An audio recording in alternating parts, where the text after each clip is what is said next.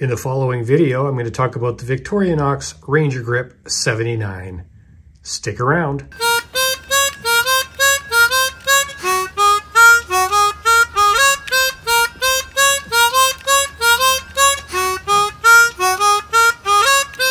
I can't stand intros. Hey, greetings everyone. I hope you're having a super fantastic day wherever you are. Welcome back to the channel and welcome if it's your first time here. This is the Victorinox Rangergrip 79. Just came in. I want to talk a little bit about this one and why I have this one now. I'll give you a little bit of history. If you go back into my channel playlist, you'll see that I've got this other one here. It's green, but it's got the serrated, I can't remember if it's a Rangergrip 77 or whatever. I can't really remember. The reason why I got this one to begin with was because I could not get a hold of the 79 at all. So I settled for this one. I took it into the woods, did a video with it, and it was a good knife, and it is a good knife. It's the serrations that were kind of throwing me off a little bit into the woods. However, it's not the end all and beat all. So the other thing I wanted to talk about in this video is why these types of knives. I'll show you what else I've got. In my Into the Woods videos, you sometimes see this bag or something like it. I always keep a knife similar. It's like my fire starting kit. I've got all kinds of stuff in here, matches and lighters and ferro rods, and somewhere in here we've got another one. I can't remember this one, the model on this one either, but it's a little bit wider. This one features the skinning knife. I think that's what it's called. Sorry if I can't remember the numbers or but it's got the corkscrew, which I'm not really too fond of. But I always keep one of these in my fire starting. You can see it's got the blade that I wanted, an extra blade, and a corkscrew. I'll go over some of these comparisons here in a minute. I've also got another fire starting bag, and I keep it in another backpack. I've got two Maxpedition bags that I commonly use. And in this one here, I've got the Ranger Wood. This one is featured in many of my videos. It's so far cut me twice, or, you know, I've cut myself twice, but this is a nice knife too. This one is a two-handed operation as far as opening the blade, and everything else below is one. Again, it's got the corkscrew. The other disadvantage here is it doesn't have the tweezers and the toothpick. Although I think if you wanted to mod that, you probably could.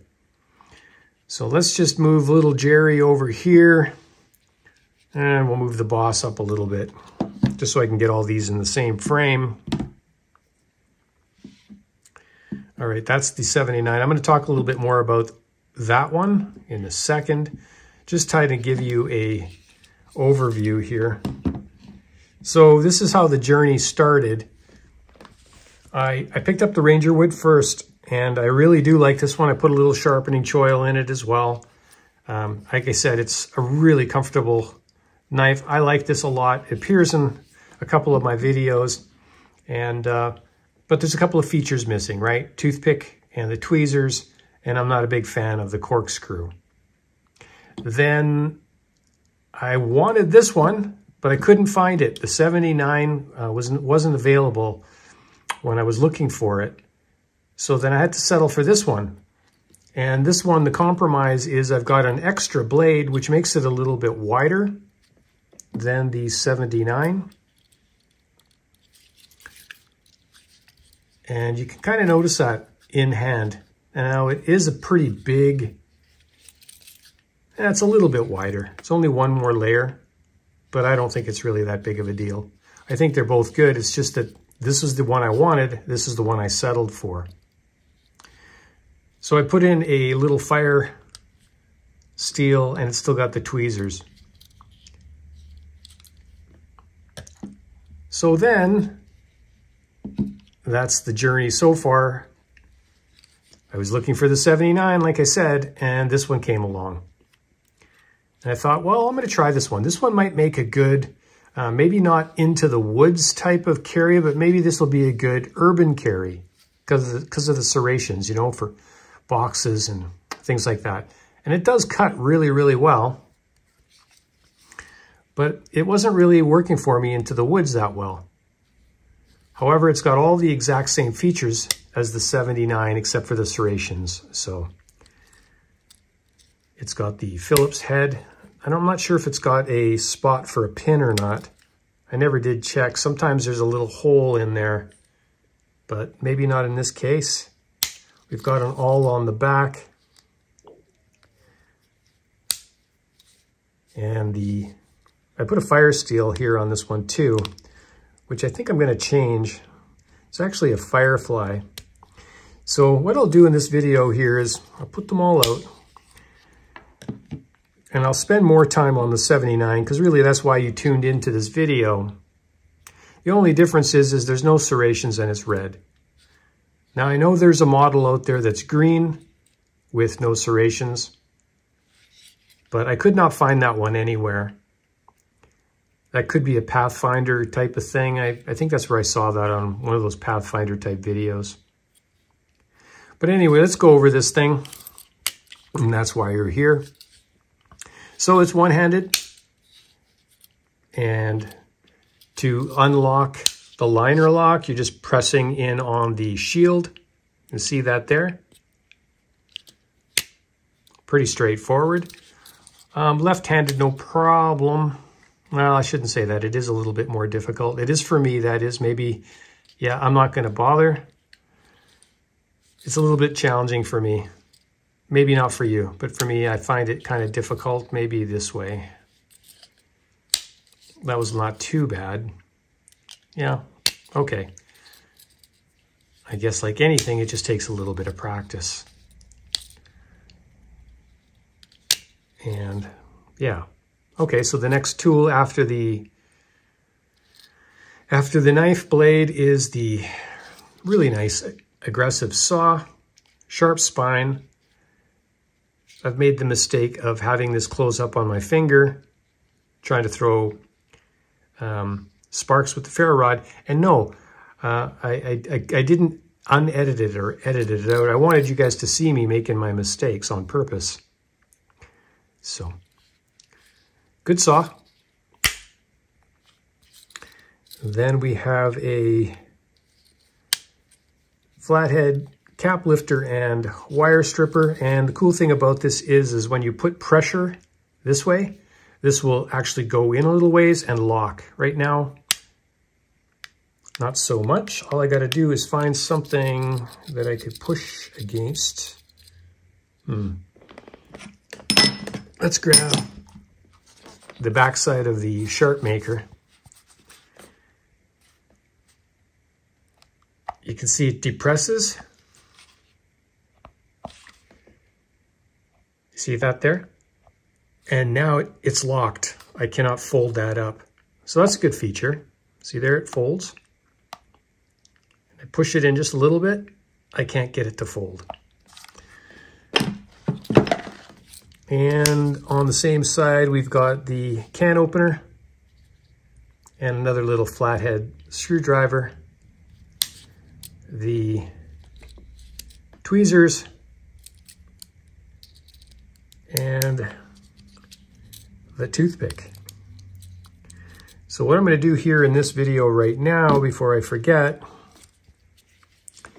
is I'm going to take out I'm going to try to take out the Firefly. I don't know if I'm going to be able to pull it off. I just cut my nails, so I guess we're going to have to use the tweezers to get that out.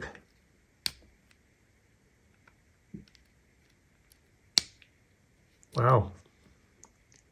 If I was in a survival situation and my hands were frozen right now, I would probably be having a hard time with this. There it is there. Okay, so I'm going to take out the Firefly. put the toothpick back into the green model, because the green model I don't think is going to be coming into the woods with me as much anymore now that the 79 has arrived. Let's put this one back. I'm sorry I can't remember the model number on that. Let's put the Firefly back into the Rangergrip 79. It's a tight fit, so I guess we don't have to worry about it falling out. That's good. And if you're wondering, the green does glow in the dark. Okay, and then also on the back side, we've got the all, which I've already showed you. I should have ended with that so I could say that's all, but we still have the Phillips head here as well. I used this the other day. Well, not on this knife. I used it on, I think it was a smaller Victorinox. I used this actually to fix the door on my vehicle with the screws coming out. Very handy to have around. And we've got the lanyard loop and the key ring. And I think that's pretty much it in the features. So there it is in my hand. I'm not going to do the lengths and weights and widths and all that. Initial sharpness is pretty darn good. Do I dare?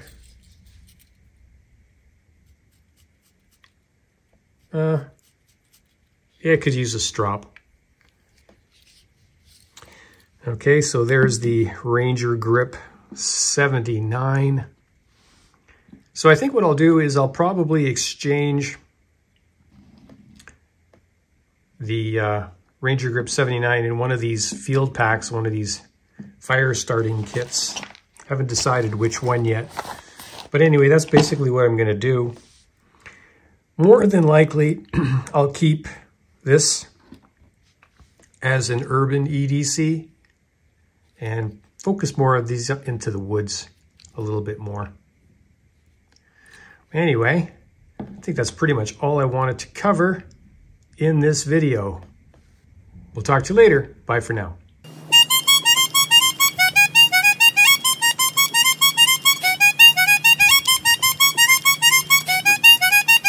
I can't stand intros.